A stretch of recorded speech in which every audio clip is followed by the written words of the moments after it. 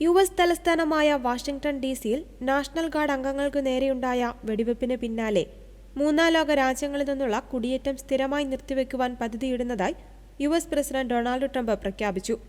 വെടിവെപ്പിൽ ഒരു national guard അംഗം കൊല്ലപ്പെടുകയും മറ്റൊരംഗത്തിന് ഗുരുതരമായി പരിക്കേൽക്കുകയും ചെയ്തിരുന്നു. സംഭവത്തിന് പ്രതിയെന്ന് സംശയിക്കുന്ന വ്യക്തി അഫ്ഗാൻ പൗരനാണെന്ന് കണ്ടെത്തിയതിന് തൊട്ടു പിന്നാലെയാണ് ട്രംപിന്റെ പ്രസ്താവന. സോഷ്യൽ മീഡിയ പ്ലാറ്റ്ഫോമുകളിലൂടെ ട്രംപ് നടത്തിയ പ്രസ്താവനകൾ അദ്ദേഹത്തിന്റെ ഭരണകൂടം നടപ്പിലാക്കാൻ പോകുന്ന ശക്തമായ കുടിയേറ്റവിരുദ്ധ നയങ്ങളെയാണ് സൂചിപ്പിക്കുന്നത്. യു.എസ്. പൗരന്മാരല്ലാത്തവർക്ക് നൽകുന്ന എല്ലാ ഫെഡറൽ ആനുകൂല്യങ്ങളും സബ്സിഡികളും അവസാനിപ്പിക്കും. സുരക്ഷാ ഭീഷണിയോ പാശ്ചാത്യ നാഗരികതയ്ക്ക് അനുയോജ്യമല്ലാത്തതോ ആയ ഏതൊരു വിദേശ പൗരനെയും നാടുകടത്തും. റിവേഴ്സ് മൈഗ്രേഷൻ മാത്രമാണ് ഈ സാഹചര്യത്തിൽ ശാശ്വത പരിഹാരമെന്നും അദ്ദേഹം കൂട്ടിച്ചേർത്തു.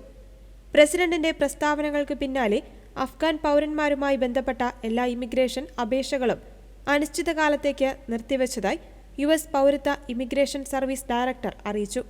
കൂടാതെ 19 ഉയർന്ന അപകട സാധ്യതയുള്ള രാജ്യങ്ങളിൽ നിന്നുള്ള ഗ്രീൻ കാർഡ് ഉടമകളെ കർശനമായി പുനഃപരിശോധിക്കുവാനും ട്രംപ് ഭരണകൂടം ഉത്തരവിറക്കിയിട്ടുണ്ട്. ഈ രാജ്യങ്ങളുടെ പട്ടികയിൽ അഫ്ഗാനിസ്ഥാൻ, ഇറാൻ, വെനസ്വേല തുടങ്ങിയ രാജ്യങ്ങൾ ഉൾപ്പെടുന്നുണ്ട്. വികസനത്തിൽ പിന്നോക്കം നിൽക്കുന്ന ദരിദ്ര രാജ്യങ്ങളെയാണ് മൂന്നാം ലോക രാജ്യങ്ങളായി UN ഉൾപ്പെടെ കണക്കാക്കുന്നത്. ഈ ഗണത്തിൽ ഇപ്പോഴുള്ളത് 44 രാജ്യങ്ങളാണ്. ഇതിൽ 32 ആഫ്രിക്കൻ രാജ്യങ്ങളും അഫ്ഗാനിസ്ഥാൻ, ബംഗ്ലാദേശ്, നേപ്പാൾ, മ്യാൻമർ എന്നിവയുൾപ്പെടെ 8 ഏഷ്യൻ രാജ്യങ്ങളുമുണ്ട്.